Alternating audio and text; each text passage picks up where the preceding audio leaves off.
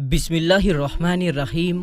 السلام علیکم دوستو، آج جو واقعہ میں آپ کو سنانے جا رہا ہوں اسے سن کر آپ کے رونگٹے کھڑے ہو جائیں گے۔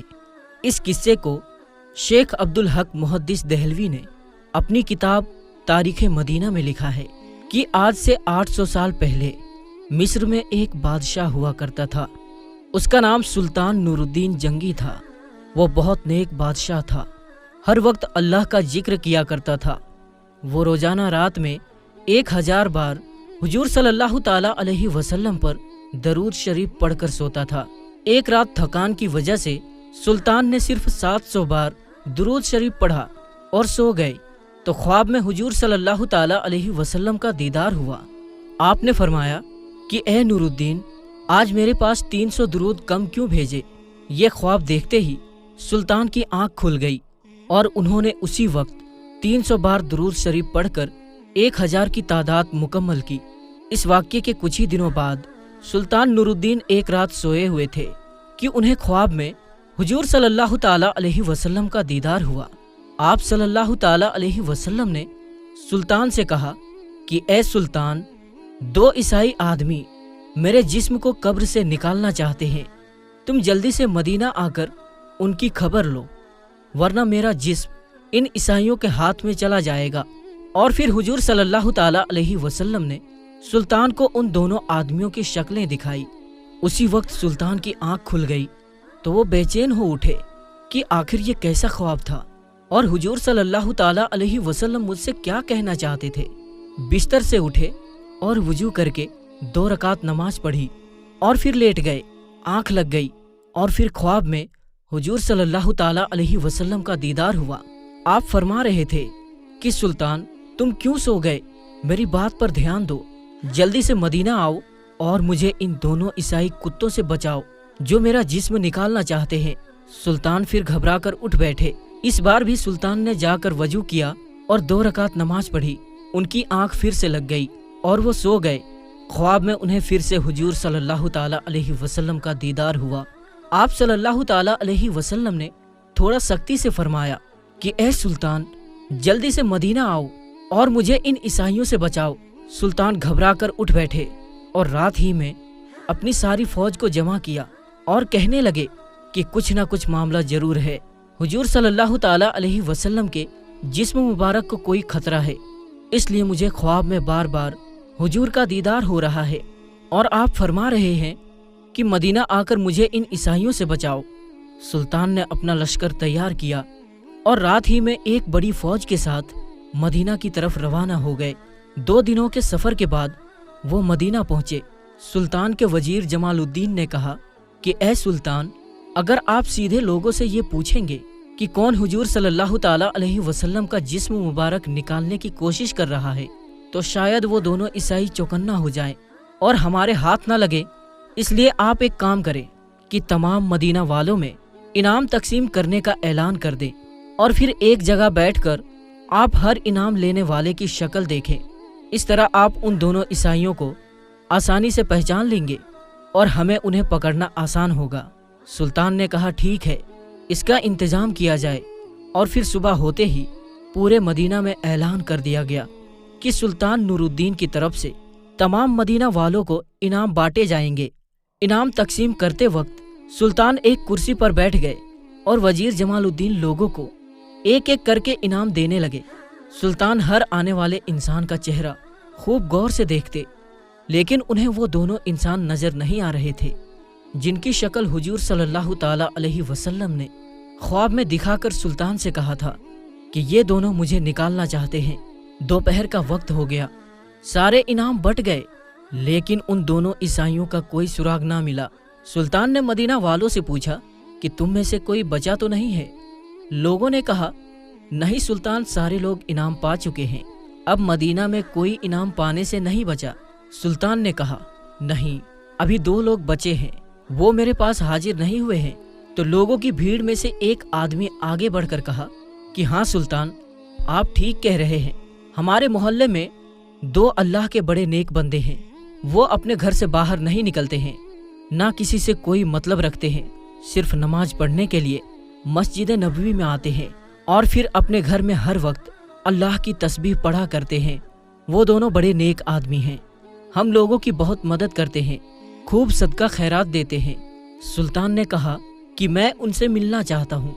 लोगों ने कहा, सुल्तान आप उनसे मिलकर क्या करेंगे?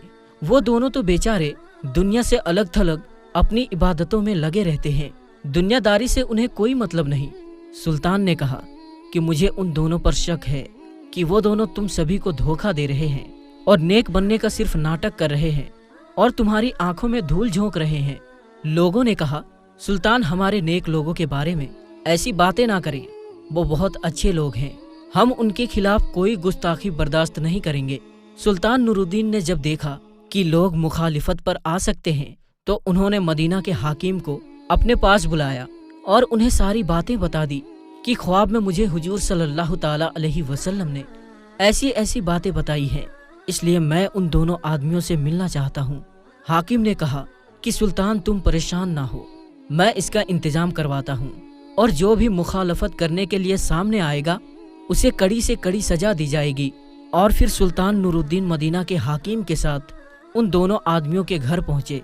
सुल्तान ने जैसे ही उन दोनों आदमियों की शक्लें देखी तो वो उन्हें पहचान गए, क्योंकि ये दोनों वही इंसान थे जिनकी शक्लें हुजूर सल्लल्लाहु ताला अलैहि वसल्लम ने ख्वाब में सुल्तान को दिखाई थी और फरमाया था कि ये दोनों मेरी कब्र से मेरे जिस्म को निकालना चाहते हैं। सुल्तान ने उन दोनों से सारी बातें पूछी तो उन्होंने साफ इनकार कर दिया कि हम तो रसूल अल्लाह सल्लल्लाहु ताला अलैहि वसल्लम से बहुत ज़्यादा मोहब्बत करते हैं, इसलिए तो हम अपना शहर छोड़कर मदीना में आकर रहने लगे हैं। हम ऐसा गंदा काम क्यों करेंगे? सुल्तान ने कहा कि तुम सच सच बता दो, वरना मैं तुम्हें बहुत सख्त सजा दूंगा। उन लोगों ने कहा कि ऐ सुल्तान, हम बिल्कुल बेकसूर हैं, तुम्हें जो करना है कर सकते हो। फिर सुल्तान ने फौजियों को हुक्म दिया कि इनके घर का कोना कोना छान मारो और हर चीज हटा कर देखो कि क्या कहीं सुरंग का निशान मिलता है। फौजियों ने पूरा घर छान मारा, लेकिन कहीं कोई सुराग ना मिला। सुल्तान ने खुद अंदर जाकर एक एक चीज हटा कर देखी, लेकिन कहीं कुछ निशान ना मिला।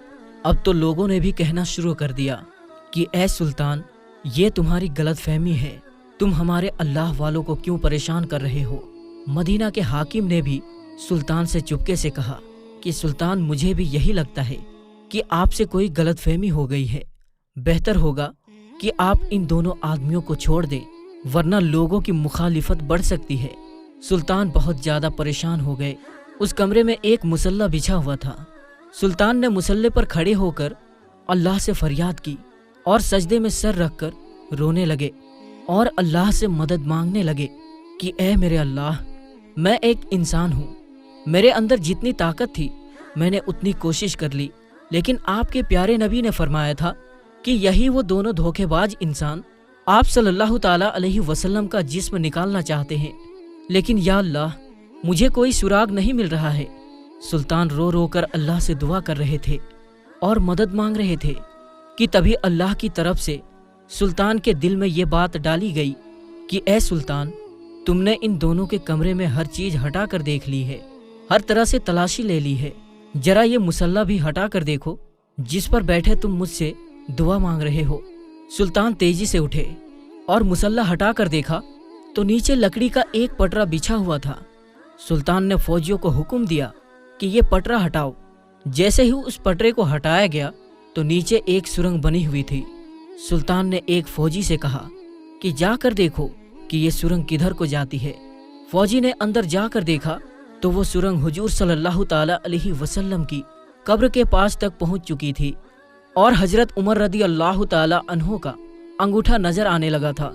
फौजी ने वापस आकर सुल्तान को ये बातें बताई तो सुल्तान ने उन दोनों ईसाइयों को गिरफ्तार करवाकर अपने सामने पेश किया और फिर उनसे पूछा कि अब तुम सच सच बता दो, वरना मैं तुम्हारी गर्दन उड़ा दूंगा।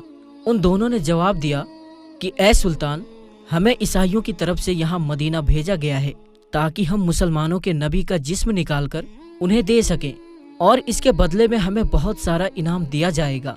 इसलिए हम दोनों ने अपना भेष बदलकर और एक नेक आदमी की शक्ल बनाकर मदीना में आकर रहने लगे। खुद पर लोगों का भरोसा बढ़ाने के लिए हम लोगों में खूब सदका खैरात करते ताकि किसी को हम पर शक भी ना हो सके। जब सभी लोग रात में सो जाते तो हम दोनों इस सुरंग को खोदते थे और इसकी मिट्टी बाहर कब्रिस्तान में कब्रों के ऊपर डाल आते ताकि किसी को पता भी ना चले। कल हमारा काम मुकम्मल हो जाता और हम रात में ही तुम्हारे नबी का जिस्म लेकर अपने शहर चले जाते। फिर हम ईसाई तुम्हारे नबी के जिस्म के साथ बुरा सलूक करते और तुम मुसलमानों को तकलीफ देते। लेकिन पता नहीं कैसे ए सुल्तान तुम्हें इस बात की खबर हो गई और हमारा सारा प्लान चौपट हो गया। सुल्तान ने आगे बढ़कर उन दोनों के गिरेबान पकड़े और बहुत तेज उन्हें पीछे को धक्का दिया और फिर वजीर को हुक्म दिया कि इन दोनों को जानवरों के साथ बांधकर पूरे मदीना में घसीटा जाए और फिर इन्हें फांसी की सजा दे दी जाए।